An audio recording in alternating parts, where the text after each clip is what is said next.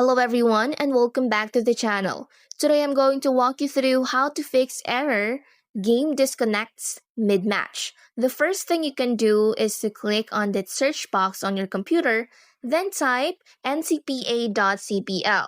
Once you see it, tap on it and then right-click on the options that says Wi-Fi. Click on Properties. In this section, you will have to select Ethernet Protocol version 4. And then in the use the following DNS server addresses, you have to adjust the preferred DNS server to 1.1.1.1 and then for alternate DNS server 1.0.0.1. You can also use this on the search box of your computer. Go to your command prompt and run it as administrator.